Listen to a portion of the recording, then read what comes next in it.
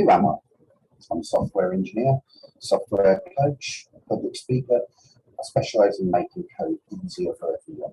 A freelance consultant, I'm employed first school of code, training people from nothing to full stack developer in 16 weeks. And that's primarily in JavaScript. And we have experimented with other languages, but at the moment JavaScript seems to be the one that works best for us at School of Code.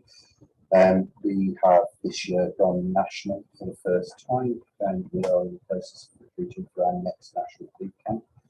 We're currently training 200. The next one's looking at anywhere between 150 and 200 new engineers in the industry from top to bottom of the country. So, today is all about 6 questions about your code. The first question is your plan extensive enough to help someone else?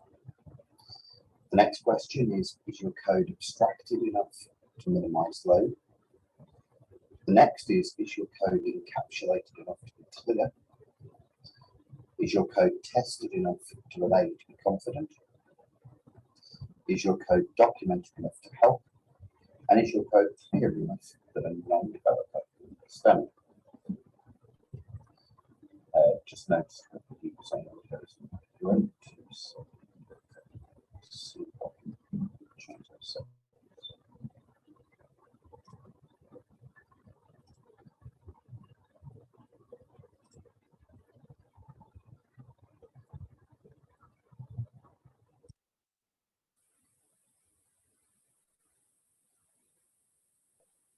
No, we can't hear at all.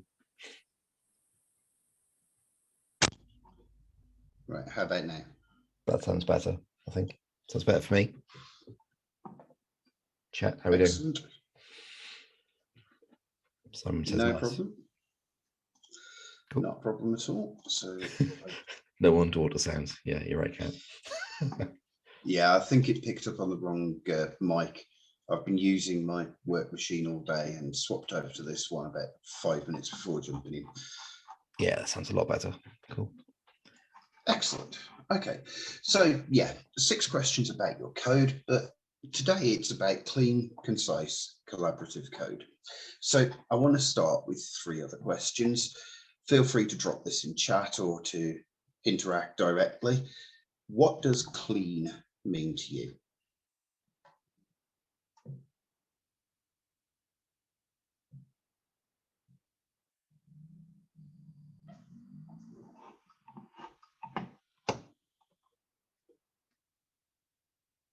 Yeah, so we've got not duplicated, easy to maintain, easy to read, minimal, dry, short and readable without comments. So we're sort of all talking about the same thing. It's not necessarily about what we write, it's about how that is perceived. And that is one of the biggest things for me. I've just had another comment, easily understandable, absolutely. It's not about the code that we write as such, it's about how that code is perceived. So we could write the same code in 2 different ways, and it can be more complicated to read one than the other. And this is the primary thing that I focus on, is the last question, that is your code clear enough that a non-developer can understand? So our first question, is your plan extensive enough to help someone else? Planning is essential, and it's not just for you, but for everyone else as well. So is every step planned for where you're going? Can someone else read your plan and understand? So what do I mean by a plan? Well, if you think of us as developers, we're naturally prone to, okay, got a solution, I'm going to start writing it. But if I'm planning out my code, I'd be breaking down the blocks and thinking about how those blocks best interact and how those blocks can be best passed between different classes, different elements. At School of Code, we often teach this in terms of thinking about the smallest block you can. Effectively, if your plan breaks down to a Googleable statement, is what we're teaching newcomers, then your plan is probably good enough. but can someone else read your plan and understand it? This can also be the higher level elements of a plan. So if I'm writing out a plan for an application that is a to-do application, I may have a note that says able to enter a to-do. But what if the person that picks up my plan doesn't know what a to-do looks like? Now, we may say that's fairly simple to understand, and effectively it is just a string with, yeah, what is a to-do? Why is a to-do? And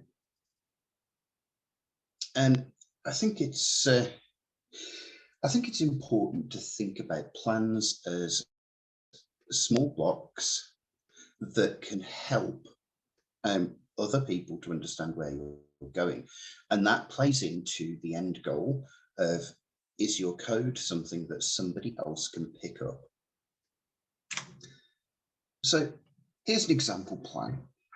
Imagine a customer had asked for a calculator application, and that can add, multiply, divide, and subtract. So the plan might be create a class called calculator. The class will have 4 functions. Each function will have 2 integer inputs. Each function will return an integer. Each function will be named after the calculation type. And each function will throw an invalid calculation exception. So that's where we're looking at error catching and error management and thinking about how we can simplify that management for the next person picking up on the code. Now, this may seem like overkill for a plan on something so simple, but the idea here is to demonstrate the point that actually we'll be looking at easily Googleable statements. So imagine I've never written a line of PHP in my life. Create a class called calculator, add in PHP at the end, and anybody can find the answer to that. The class will have 4 functions. Okay, how do I add a function to a class in PHP? And so on. Each one of these can help us to build a picture. And if the project manager, for whatever reason, comes in and decides that tomorrow we're writing this application in an assembly language, then we can Google these and just put in assembly language at the end of it. So the next question was, is it abstracted enough to minimize load? So what is abstraction? Abstraction only shows the information that is needed and hides what is not needed at the current level. Sensible abstractions might be, do you have data transformers for objects that have more information than you need? Are you only taking in the minimum information you need for the functionality? Are you outputting the information you need at the point you need it? So it's thinking about what our code does at the lowest level, and then thinking, okay, can I hide some of this complexity at a new layer behind this? Could it be 2 layers deep or 3 layers deep? Obviously, we can go too far with abstraction, but I find that abstraction that is sensible, where you're thinking about the information you're handling, you're thinking about the elements that you are passing into a function, can reduce load. So if I give you a function with 20 different parameters that can be passed in, then you're not going to be able to necessarily hold in your mind what each one of those parameters is, what its type is, and how to do it. But if I'm giving you a function with 2 parameters and the types are fairly simple, so we might have a string and a number, for example, we can begin to hide complexity. If we go to the next layer, we could say, okay, so actually we do need to have multiple things passed into this. So could we have a DTO that passes data into our function for us? Could it be a new type that already manages validation for the subcomponents, which also helps with reducing the load within the function? So what's encapsulation? This is our next question. Is your code encapsulated enough to be clear? Effectively, this is jailing together the data with the methods that act on that data in a simple and clear manner so that all the items related to the data are found together. So the data, the functions, and the actions. So what would this look like? This may be, if you think in terms of Laravel, for example, we have models that encapsulate the methods related to our model. I personally wouldn't be writing database interaction functions on a model. I'd be putting those in a repository and I'd be abstracting that to a new layer. So building on the previous question. But by keeping everything to do with a person model in the person model, it makes it easier for me to find the code that may be in a bug or make use of the code that I expect to by having these tied together in small, easily digestible functions and easily digestible actions. So what should be encapsulated?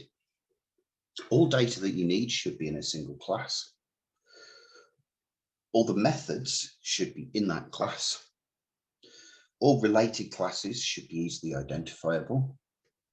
All unrelated classes should be easily distinguishable. No data should be accessible that is not needed, and no data should be inaccessible that is needed. So what do I mean by all related classes being easily identifiable? Well, this can be down to namespacing, it can be down to naming conventions, but effectively you could be thinking about domain-driven design. So you could be encapsulating, for example, let's say you have an area in your code that relates to cars. You're not necessarily going to want to put something about a motorbike in the cars domain, but you might have a new domain for the motorbike because there may be similarities that you have between them. That you could have an automobile class that you extend for both of them. You can also be looking at just directory naming. So for example, if you have an application that is built in such a way as you have very easily identifiable modules. So you might have a calculator module, you might have an economy module that looks at what the conversion rates are for different currencies. You may have a module that deals with stock market pricing. You wouldn't generally put these in the same directory. You'd isolate them separately. So all unrelated classes should be easily distinguishable. So going back to our calculator example, you can have a calculator that calculates insurance. You can have a calculator that calculates a mortgage. You can have a calculator that calculates loans. These may not all have the same functionality, but they're all calculators. So how can we identify that these are different classes with different actions? Again, this is down to naming, down to the use case, and a lot of times it's just down to experience of the domain that you're dealing with. But it's the inverse of what I was saying before, that if it doesn't relate to the same thing, then don't have it named the same with the namespacing. So no data should be accessible that is not needed. So this would be, for me, something like a user. Imagine that we've built an authentication system, and our authentication system at the end of this returns our user model. At the point that it returns the user model, the likelihood is at that moment, we don't need access to the password from the database. So in which case, why would you have that password available if it's something that you're not going to need? But adding to that, no data should be inaccessible that is needed. That would be, there may be an occasion where the password is useful. So a function that can get you that password would be helpful. By encapsulating these things into small chunks, we can make our code easier to understand. We can make it so that we're building towards this collaborative idea of multiple people working on the same code base, and even new people working on the same code base, and all of them being able to onboard and pick up what is happening quickly. So the next area is one that is an area of absolute passion for me. Testing. Is your code tested enough to be confident? So what is testing? This is the act of ensuring your code acts as you expect in all circumstances. So testing can take three main types. You can have manual testing, which is literally sitting there with the browser, clicking through and going, yep, that does what I want. Unit testing, which is things like PHP unit, or in my case, pest, or end-to-end testing, which would be something like Cypress. So not all of them will be necessary on every application, but in most cases, all of them will be useful for some elements. So manual testing. One of the things that I like to do is if I've written something new and it is something that can be tested by a human being, I will give it to somebody who has not been involved in the development and ask them to go through the testing process and to just step through, tell me anything that stands out. So why would I give that to a person who has not been involved in the development? Well, that's because they're not going to be biased by already knowing what the expected behavior is. Unit testing. This is phenomenally useful for proving that your functions do what you think they do. But conversely, unit testing can also end up being a chore if it's not balanced right. End-to-end testing is effectively manual testing, but automated. So talking of unit tests and all of these tests, this is a tweet I saw by Brennan Keller. A QA engineer walks into a bar. He orders a beer, orders 0 beers, orders 999 billion beers, orders a lizard, orders -1 beer, orders whatever that is. The first real customer walks in and asks where the bathroom is. The bar bursts into flames, killing everyone.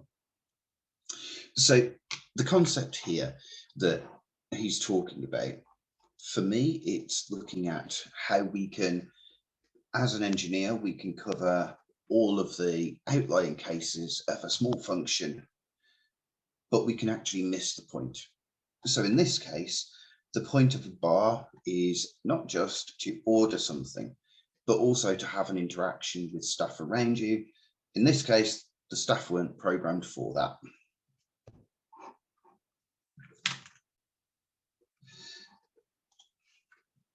So is your code documented enough to help? Documentation is invaluable if it's done right. So don't under-document. Documentation should cover setup and how it all pieces together. But don't over-document. Documentation does not need to describe things that are self-explanatory. So what do I mean by self-explanatory? Well, we don't need to go into the ins and outs of what a JSON object is, because it is a self-explanatory concept to somebody who is looking at a JSON API. However, we may need to explain the schema for certain inputs. So that would be sensible documentation and would fall under the how does it piece together. Covering setup is something that I see missing in a lot of projects. I've been onto projects in varying different places where there has been no instructions whatsoever on how to get it set up, and the last person that set it up is no longer present.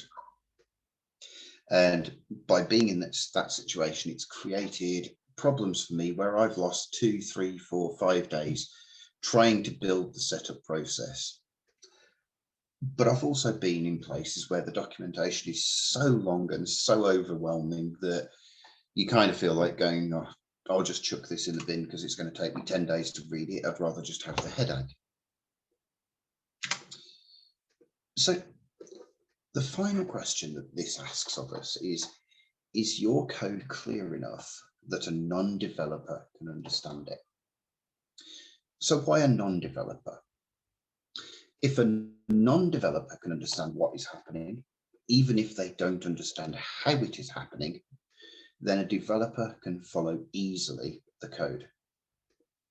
So how do I do that? I use simple naming methods. So using the contrived example of the 4-method calculator, I'm not going to call my function A, B, C, D. I'm going to call them add 2 number, subtract 2 number, multiply 2 number. Yeah, you're absolutely right there. Catherine's just written 3 days of code comprehension headache versus 10 days for documentation reading headache is a good case for helping your brain take a rest. You're absolutely right. So I would also be looking at the naming conventions of variables and how those can help. So I wouldn't have inputs called A and B because they don't mean anything, but number 1 and number 2 do. If I'm looking at something that is taking in a name, I may be more explicit than just name. If we're talking about a person, I may put full name. Or if we have 2 elements, so name and surname, I'll be explicit and say first name, surname. The more explicit you are, the easier your code is to read. So the next element would be simple chaining of actions. So our calculator, we could have this chainable in such a sense as we start with the number 0 on our calculator, and we can have our function add number, we can add 3. We can then chain it to subtract number and pass in 2. And then we can do calculate answer and it will return back to us 1. By chaining like that and making it so that those chains make readable sentences. So new calculator, add number 1, subtract number 2, multiply number 3, get answer, makes sense. Oliver has just made the point that when he first started, single letter variables like I, K and X were very confusing. Absolutely. With School of Code, I will generally, rather than tell them to use I for a for loop, when they're first learning, I'll tell them to use iterator or index, dependent on the context of the for loop, because it just helps to cement that calculator. Yeah, so Catherine's just said we could have a function called start with at the very beginning. Yes, absolutely. So calculator starts with 0, add 6, subtract 3, calculate result. That makes a readable sentence. But if it was new calculator equals new calculator, calculator add 1, calculator subtract 3, calculator calculate result, it becomes more complicated to read than it does to have this chained idea. But don't rely on magic from PHP. PHP has a lot of these hidden magic functions behind it that do things that may simplify your life in terms of the speed of developing. But I remember a scenario not that long ago where somebody had used the magic functions that gives you getters and setters on a class. By creating that magic function, I didn't actually understand what the code was doing because I'd not seen that before. Whereas if it had taken 10 minutes to write out the 4 or 5 getters and setters that were there, this wasn't some massive class that needed 50 of them, it was just 4 or 5. By adding that in, it made my life easier to understand what was happening. And it meant that the next person is unlikely to need to ask what those functions are doing and where they're coming from. The other thing is it also helps the IDEs to pick up, such as the magic generated getters and setters. Yeah, IDEs can generate them, but IDEs have a hard time picking up on the magic methods. And yes, they are extremely hard to debug because the code that you're trying to debug hasn't actually been written. So yeah, to a certain extent, you're right in that the IDE is doing this for you. Is a form of magic, but at least the code is there. if you took the IDE away, the code doesn't disappear.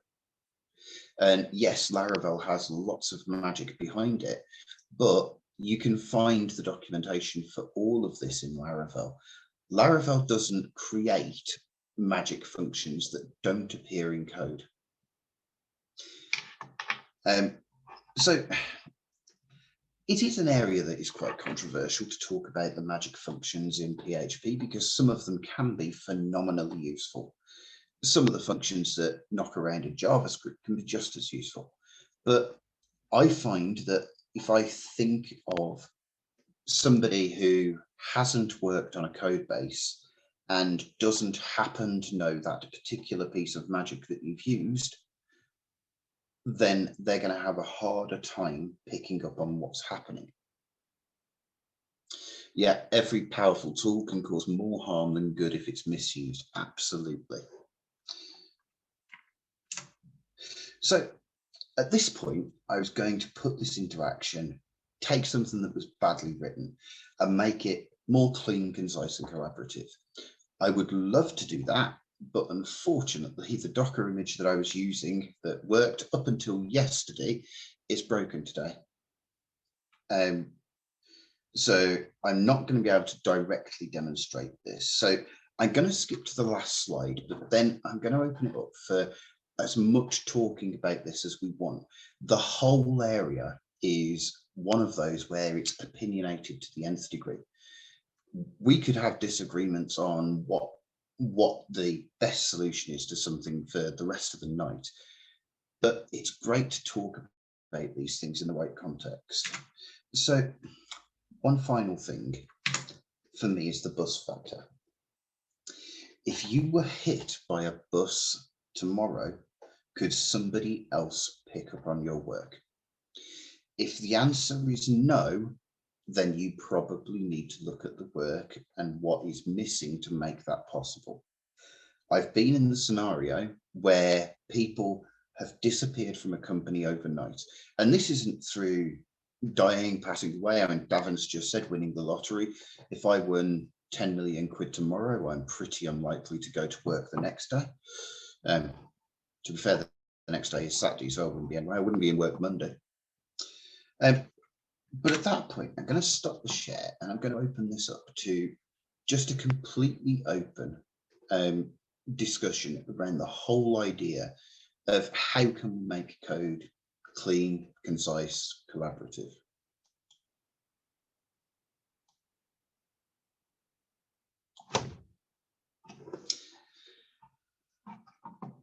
So does anyone have any questions, thoughts, comments? Yeah, now you're on the spot. Yeah, I put it in the chat. I think I've been using ADR documents a lot recently. So there's a architectural decision record documents, and those I find really good for documenting, as well as the actual architectural approach you want to take. A lot of the context around it, why we're making this change, what problem we're solving, what are the other approaches that we've decided to do, and we're peering on some spikes related to sort of looking into some feasibility of some things. And the comment made by my parents' point was, we've essentially done the work almost. Like we'd done some pseudocode, we'd thought of a couple of different solutions, we'd sort of thought how we want to make this entity type, what fields it would need, what sort of how we're going to make us, what interfaces we'd need, that type of thing. And I was like, yeah, well, in theory now, like we could do this, or another pair or another sole developer could go and do it. It doesn't need to be me or you or us. And I think that was, I took that as a good thing, I think, really. But also pairing in general, I know we talk about collaborative, but some of those things like the magic getters, etc., we talked about. This is why I'm a really big fan of pairing as well, because then you get to sort of learn a lot of these sort of paradigms, particularly new to a code base, to be able to pair with somebody who's maybe more familiar with it, or even trying to figure it out themselves at the same time. Two heads usually better than one. Absolutely. And over at School of Code, we teach pairing literally from day one. We focus on paired programming with them because it helps to build the confidence between peers that they can actually solve problems between a pair of them without necessarily needing a coach to give them a spoon-fed answer of here is everything you need to know. And so far it's been working pretty well. We've run 8 boot camps now. Sorry, 7 boot camps now. And this time round, we've done the stats, and it looks like 80% of people that we've worked with have got a job within 3 months and stayed in a job for 3 months, which is, for an intensive boot camp like that, pretty special. And the vast majority of what we teach there is not even down to syntax, but how to think about a problem and how to think about how somebody else will understand your answer to a problem. Yeah, and I think, like my example, like when I started, variables like X and Y and I and K were very confusing. And because I'm self-taught, so I'm reading docs or I'm reading code bases. Like, why is it called K? Like, is there some like, what does that mean? And when I've done bootcamp mentoring and people and things like that, but you can call it anything you want. And they're like, really? I'm like, yeah, it doesn't have to be called that. But if you are working in a peering situation, then you can sort of bounce that off other people. Go, well, why is it called this? Or what should we call that variable? Or what should we call that class? What type of approach should we take? There's definitely benefits there, I find. Yeah, absolutely. And that conversation is also a major part of this. That the collaborative approach starts by doing that thing that developers hate, and talking to people. So Leanna's just said, being newish to coding, I always find code reviews valuable in encouraging clean code. Absolutely. A code review is one of those areas that is so often seen as the enemy almost. But for me, it's an opportunity for somebody else's eyes on what I've written. And it's really hard to let go of what you've written, because effectively it becomes a piece of artwork, or becomes your baby that you've been working on. And by letting that go through code review, you're putting yourself out there, and you're opening up a whole load of issues around how you're going to react to that and various other things. But I find that good code review, so code review that isn't designed to go, you stupid idiot, you did that wrong, but it's designed to go, how did you get to this conclusion, and help you to learn from that. And that's when code review is good. So you've just said it takes thick skin. Actually, for me, good code review doesn't, because good code review is about helping you rather than attacking, if I want of a better word. And yeah, pairing is pretty much real-time code review. Absolutely right. Catherine, you've got your hand up. Yeah, I was just going to say, to respond to what you were saying about like it takes thick skin, etc. And not you, but the and it's like if you're having to like steel yourself and take on like the idea of having a thick skin when going into a code review, that means the other person is reviewing your ability to code and not the code. And it's that it becomes then like instead of trying to figure out like how you got to a decision, it's like it's making you feel the wrong way about it, which then only alienates more thing. It's a very hard and fine line to get it. But it's the same with like pairing. It's like you've got to find that rhythm, because you can't pair with everybody, unfortunately. Like not everybody is going to find the right rhythm to be able to kind of get that momentum to going. And sometimes the same with reviews, etc. Sometimes like the review styles, while they should be kind of keeping things, sometimes they're not. you just don't gel with another developer. Like you're both coming at it completely and from a different point of view, and it becomes really, really hard to kind of process through it. And so, but yeah, generally, if you're having to steel yourself and have a thick skin for review, maybe see if there is somebody else that can have a look and review it as well in different, or pair with that reviewer, because you're not going to get the best out of it because you're already setting yourself up to feel like failing with it. Yeah, absolutely. Pairing doesn't need to be a formal thing either. It could just be, if you're actually in an office, go up to somebody, oh, could you have a quick look at this, please? Or a quick Slack call or something. It doesn't need to be any big formal thing. It's just having another pair of eyes on what you're doing. Yeah, code review also can be, like we said earlier on, about good ways and bad ways of doing things. I've worked in environments where essentially code review is like manual PHP CS, essentially. So it's like people sat there going, too many spaces or missing a thing, very sort of, it's not going to stop the code working, but maybe you're not quite hitting the intended code style or something like that. Whereas I'd much rather in a code review be looking for, are you approaching this the right way? Is it doing the right thing? Is your test covering the right thing? Is there a test at all? Those types of things. Again, it depends very much on the approach.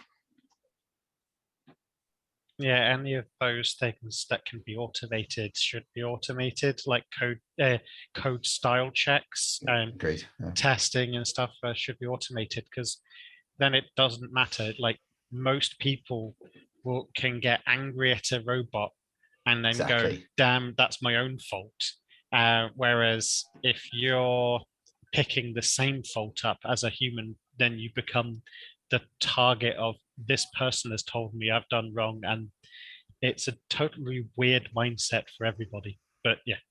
It used to be shakes fists at Jenkins. Now it's more GitHub. But yeah, you know what I mean. Completely. Martin said, take a moment before submitting a piece of work for review. Take a break and come back to it with a fresh pair. I do. Yeah, I've done that. I've typically written code myself and then pushed it to GitHub or Bitbucket. And I find just looking at it in that UI puts me in a different mindset, which is quite interesting. Yeah. Have you had a conversation with yourself in comments on a PR yet? No, I don't think so. It's usually what the rubber ducks and the elephants are for. I've gone back onto it, and so that other people can track my errors, I add the double tilde around the previous comments, so I can go back and edit a comment that I've made. I will put the tildes around so it strikes it out, and then put what the actual comment above. So that way it's like people can see that what I've read, what I've put, and seen my correction, and then like shows that whole thought process. So it shows that I'm also fallible. And that's important for if you're the junior or the new person in that company. Like you want to be able to think that these are just people too. I'm not explaining this very well, but yeah, you want to get across the right impression and the right thoughts. Yeah, I sort of I've been starting to put out little funny one-liners on Twitter about development, and one I did the other day was, I don't always Google everything as a developer, but when I do, it's how to do a for loop in PHP. And it just sort of gives people that impression that even as somebody who's been coding as long as I have, that I still go back to Google and I still Google the stupid things. It's the second window I've got open. The most important one is Spotify, the second most is Google, and the third most is the editor. Yeah. Sorry, Gary, but I was watching Gary's stream the other day and he had to literally Google how to do a for loop. And it's just quite funny because I've done it as well. I'm like, how do I do this? And yeah, it's like the most basic things. I take 2 weeks leave and come back and can't remember how to start a PHP tag again. It's very easy to get out of those habits and things. And I also discovered that it doesn't work if you write PHP in a JavaScript file. That, Nor does it work if you that try to put JavaScript in a PHP file. Yeah, this is true. I was doing, yeah, I was writing like let variable in some PHP the other day. Why is it not working? Oh yeah, of course, yeah, different language. Well, I tried to write a match statement in JavaScript and wondered why that wasn't working. You have a package.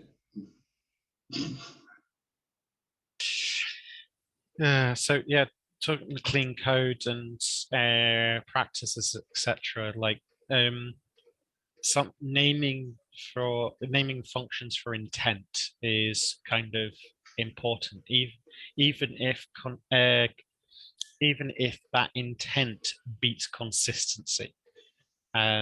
So for a case like we had a function set that was like we had our database object and we had our service object and we had like the thing that kind of marshals and does the action. So we have an action that says, hey, I'm doing these set of things. And then it's like during that, it says, okay, database cancel and service cancel. But the actual cancel for the database object was deleting it. So part of the review process, we made the suggestion to change that from cancel to delete, because even though it's both performing the cancel action and from a business logic and business point of view, that's the same bit. When we go back to read it, we can now say like the cancel this thing method. I'm trying to be generic, so I'm not doing any bits, but it says, okay, database object delete, service cancel, blah blah blah, and then it's like, okay, you can then understand what these things are doing, not trying to figure out like why has my database record disappeared when I've just told it to be cancelled. Yeah, cancel sort of implies it's remaining, but is sort of disabled. Whereas delete, to me at least, is like it's gone. So you don't want to confuse those two things. So I think that sounds like a wise choice. Yep. And I found that as well, even like with naming test cases, trying to be very explicit with that, and there's how, in terms you really try to capture what it's doing to quite a detailed level in a lot of cases. And I've seen that, like, rather than just being test get this or something, you want to like test that something or test should. So typically I'd start it with a that or a should, because it gets again that sort of mindset for what is it actually trying or supposed to do, rather than just saying test get title or something. Yeah, don't get me started with like soft delete, that just kind of deleting and then it's not actually deleted, it's just soft deleted. It's just I prefer the thing like using archive or kind of actually kind of trash and then untrash or those kind of terms, rather than just overriding a delete functionality. But unfortunately, I don't have that choice. Simon says soft delete smiley face. Yeah, that's what prompted this bit. With the testing, for helping with the clean code, etc. Like, there's like lots of people are taught like solid principles and this and dry, don't repeat yourself, and so like there becomes this concept of like encapsulating or kind of pulling out or kind of segregating etc into like this other place, and we might need it later, so we better make it into a shared class or shared trait or this bit and the other. And it's like the first thing that needs to be done is write the tests, get it working, well, get it failing, then get it passing. But ultimately get the tests so that they're doing the thing that they're meant to be doing. Then once that's done, you can then refactor shared functionality between the tests in a test case to a private method that reads correctly. So like if you're having to configure a user object to be in a certain pattern, you can say like create create create pattern user, because then you read the test and it's like, okay, first we create a pattern user. Cool.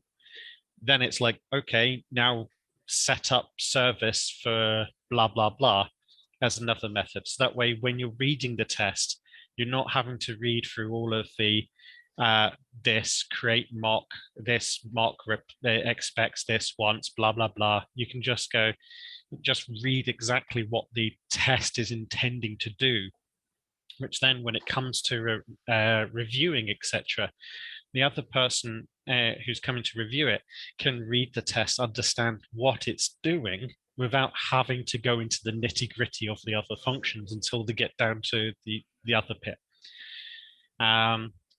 And that's kind of how I try to get the unit tests and other bits working, and also try to make sure that the helper functions are at the bottom of the file, so that way you read through all the tests, you understand what the tests are doing, then you get to the scaffolding for it.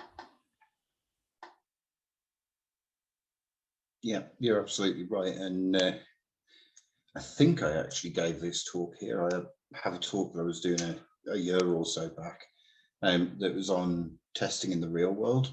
And in that one, I talk about how the naming of tests can actually make things easier, and how extracting certain things in tests to functions, exactly like you're describing, can make it so easy to walk through a test, but also the way you lay the test out. So I've seen it before where people do a load of setup in each test that it's going to be repeated 10, 20, 30 times for the setup. So I actually have a function that does that entire setup for me. And most of the tests I write are no more than about 5 lines long, and that includes database tests. For me, when it comes to tests, I'd rather have repeated code in each of the tests than it be completely obtuse or hidden away in some other class or some other place. Because even if, because we can always take it from there and normalize it into a smaller readable function. But if it's you're copying, go from test, when you're writing the test and going through, it's like you write the first case, and then if you need exactly the same code to kind of do the setup to kind of get to the next kind of junction in the test of the code you're testing. So like you go through and you've got branches, and so you need to test like both sides of the branches that you're going through. Like, yeah, copy and paste the code from the previous test, and then once you've got all the tests there, then you can go back and kind of merge those into a function, etc. But too many times I see that the first port of call for people is to write that shared functionality and shared method, and then it's like when they get to like the 4th test, they're then adding they've got a function which has got 6 parameters on it, and never doesn't actually make any sense what it's doing anymore. Yeah, and the elements I was talking about was like a database setup where you might be seeding the same data for a test. Well, I'm not going to write out the seed 10 times, but I am going to seed in each test individually. So I just have seed preceding data rather than 10 different seeds that are needed.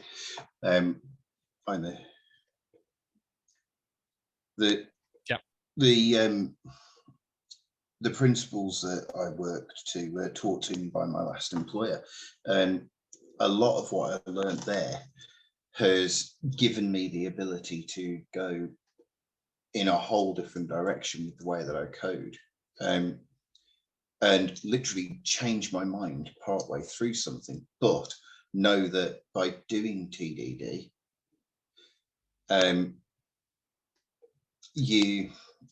you actually start having a set of tests that you can rely on. So if you choose to go and, as Agile calls it, code fast and break things, then your tests being there in the first place give you the early protection to know that it would be safe to make the changes you have. And one area that a lot of people get wrong with testing is, instead of looking at what is being tested, they look at how much of the code is tested. And there's this perceived idea that 100% coverage means that you've got good tests, but not always does it mean that you have, because you can get to the point that you can get 100% coverage for code and not actually know whether any of your functions do what they should be. It's an interesting area, the whole area of testing, and Oliver's just asked if yes or no, if you're familiar with automated testing, might be worth a talk on testing soon. I'd love to see it. And I like testing, I do testing day in, day out, but I'd love to see a talk on testing, because I don't know everything there is to know about testing, and probably never will. Yeah, I rewatched a talk that Adam Wyland gave at one point, and it sort of starts off by having, to your point of having 100% code coverage, etc. So it talks about some of these principles about decoupling and things shouldn't touch database, etc. Otherwise, it's gone very test specific. So apologies to people who maybe haven't are familiar with it. But yeah, so it does sort of break down this idea of like, yeah, there's no point having big tests that mock everything and say you have to call this method so many times, because then it's almost stops you being able to refactor in the way that you mentioned. If you rename a method or rename a class or something, then even though it still works, the test then will fail. So I think that was your definition of it, Christopher, was really good at the beginning, but it works in the way you think it needs to work. Doesn't mean it's going to work in every use case for everybody. It's really just confirming it's working the way you expect it to. And it is about that confidence, I think. Yeah. And when you're looking at the code, as stupid as this sounds, I actually found that sometimes talking the code through with somebody who wasn't a developer but had domain knowledge, somebody like the QA, the business analyst, anybody that's related to the project that isn't a developer, I found that by trying to explain the code to them and what it's doing, I found that I discovered areas where actually I can make my code clearer. And usually those were the areas where the QA looked at me glassy-eyed and said, I have no idea what you're going on about, but it looked good.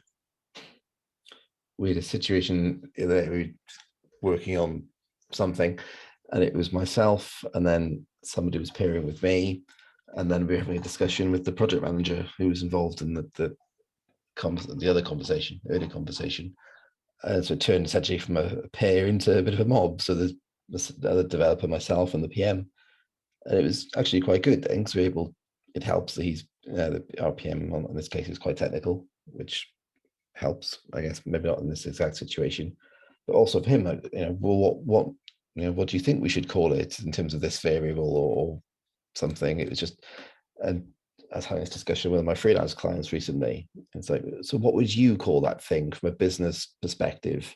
I'm calling it A, but you'd refer to it in the business as B. So let's make the code say B as well. So we talk about the same thing.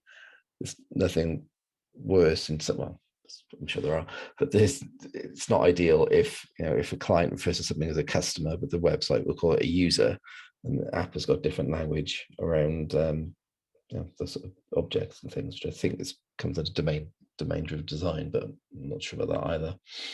But definitely helps when you sort of try to explain how a bug or something works if you're both speaking the same language. Yeah, absolutely. Consistency between people is key. And that's not just developers, like you say, it's the business as well. And there was a time I remember I'd got one calculation that to me was a percentage calculation for interest. To them, it was the repayment calculation. Mm-hmm. But it wasn't, it was calculating interest, but they wanted to call it repayment calculation. So in the end, we agreed to rename it in code and have a comment to explain why. Yeah. Exactly.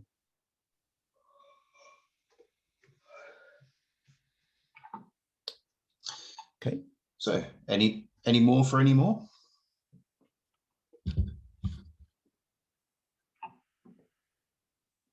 Sounds like there would be some interest in a testing talk or a session at some point. It'd be good. See if we can arrange that. Which side of testing? Which side? Well, I was thinking about automated testing, so maybe not specifically unit testing, but like unit integration, sub-testing, but maybe just like almost like code katas. So just let's do FizzBuzz with testing or something. I was aware that sometimes, as fairly sort of senior experienced people, will go off and start talking about design patterns and testing and things, and maybe some of the sort of newer people, maybe people who haven't done testing before, might feel a bit lost in that situation. So just quite a good group actually. Usually, even when we're not online, particularly this group is quite a good mixture of, say, framework and CMS preference, but also skill level. We have some very high experienced people and some very sort of graduate new people.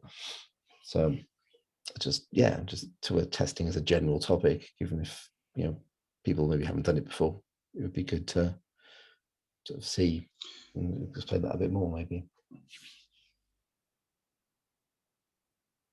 I think you just had a volunteer for speaking on it. Brilliant. Cool. Thank you, Kat. Yeah, it was just before the pandemic started. I was doing a workshop on testing and TDD for Drupal Camp in London. I guess people there, it was like never written a test before, never seen anything. And yeah, it was quite interesting to sort of see people, just writing tests, watching them fail, watching them pass, and just getting to that general sort of workflow was really good.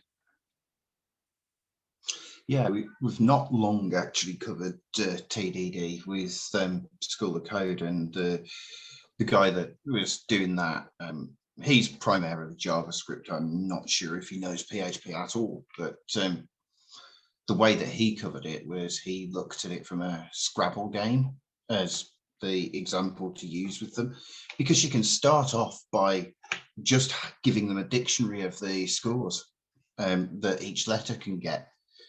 Write a test that tells you that your score letter function is scoring the correct letter.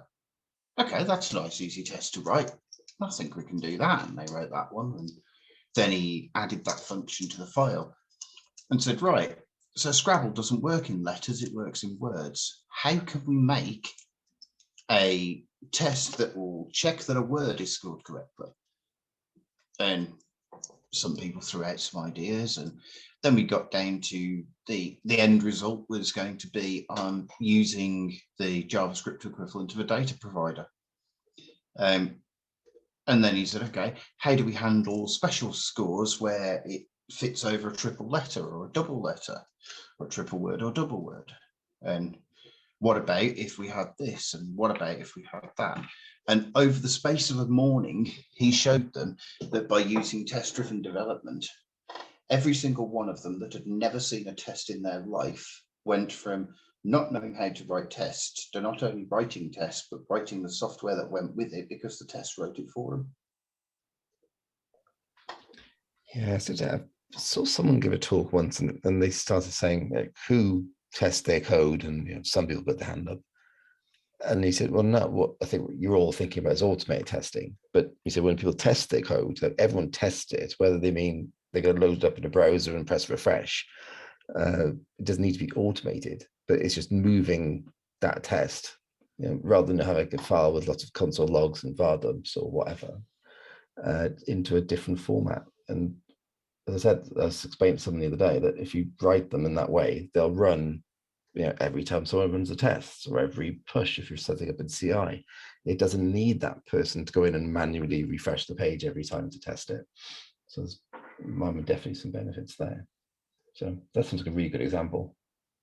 I'm trying to think whether maybe we've seen something similar on like anagrams and things, but yeah, the Scrabble one is really good. There's one that somebody did a TikTok of not long introduced 3-minute videos, and somebody has done a talk in 3 minutes on testing on TikTok by saying, here's the tests on how to write a Wordle game. And all he did was the first person to implement the game from these tests in whatever language you choose will, I think it was like $500 he offered or something daft like that. He had thousands upon thousands of people enter just by writing some tests and putting them up on TikTok. The next one he did was, funnily enough, for those of you that didn't get to finish the game, I managed to create a course on testing. So it was clearly a sales pitch. But the idea that 3 minutes can be enough to explain, here's some tests, here's how you run them in my language, here's how you can convert them to your language, have fun, can be done in 3 minutes, and people want to go and play with it. Yeah, that's really interesting. Yeah, I was doing something this week, actually. I was doing some playing with someone's written a book or a site that's called Learn Go with Tests. And that was really good. The advantage being it's bundled into the language.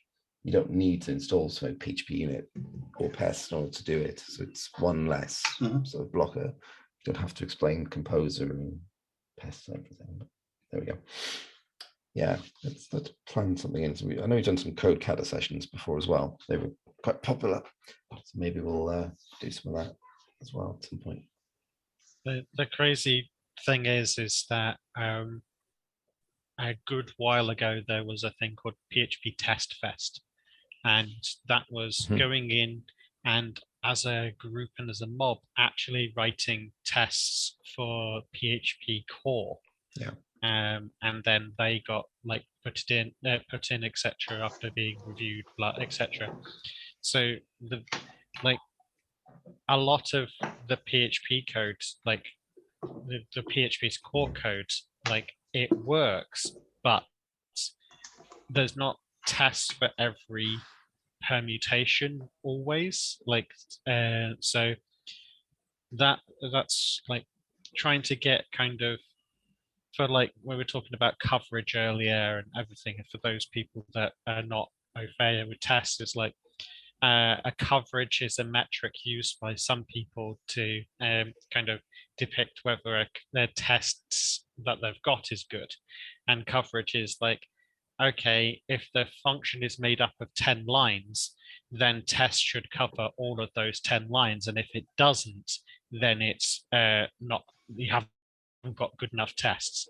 But it's like, if the code is going to only run through one permutation or two permutations, and it never reaches, say, line 7, 8, and 9, line 10 being the end of the function, like, then that coverage will never reach beyond like 60 to 70%. But that's still a good test because you've got all of the output and all of its functionality covered. Like sometimes there are exceptional bits that are kind of left over that nobody remembers why they're there. This is like some things that I've had to do when coming in on to import legacy applications, is like you write tests to cover the functionality of how it runs, and to kind of, so that way you can refactor and clean it up, knowing that these 3 lines never get hit. This piece of code is like never gets to, because that's where it is. So those could be like removed, and then the bits that are left, like, okay, you can clean it up, make it better, use newer, cleaner functionality to describe it better, and then the tests that you wrote before still pass because it's still passing the same kind of functionality checks. Like test-driven development is kind of an ideal, but 90, let's say, I'm going to throw one of those magical percentages that I pull out of the thin air. Like 90% of development, like either you start with TDD and you continue it with a project, or if you come onto a project, it's very unlikely, unless everybody's doing TDD, that you're going to write your tests first. Like, but having tests is the most important, not whether you write them first or write them after. Writing tests or having tests, one, to prove that it does the things, but also so that the next person coming along after your bus factor has kind of come up, then can kind of go through, clean it up, or maybe migrate it from PHP 5 code to PHP 8 code because it's not been touched, and now the PHP 8's complaining that it's going to have this other problem. So they need to kind of go and fix it. If the test is there and it's working, they can go and fix it, change it without having to worry that they're going to break things. Well, break things without it being able to be fixed. I think it's one of the interesting points you said earlier on, but make sure you see, if you're doing the TDD approach, we also get the test failing first. We can see that it's then doing what we expect.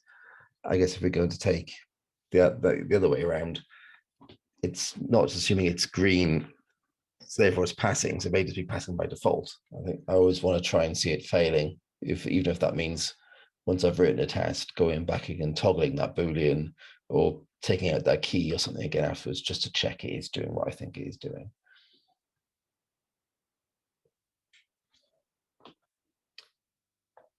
Say, reading. See, I think Google says 23% of developers use test-driven development 100% of the time. Yeah, well, I'm sure about that. We shall see. Okay, any more questions or comments from anybody before we wrap up the talk / discussion part of the call?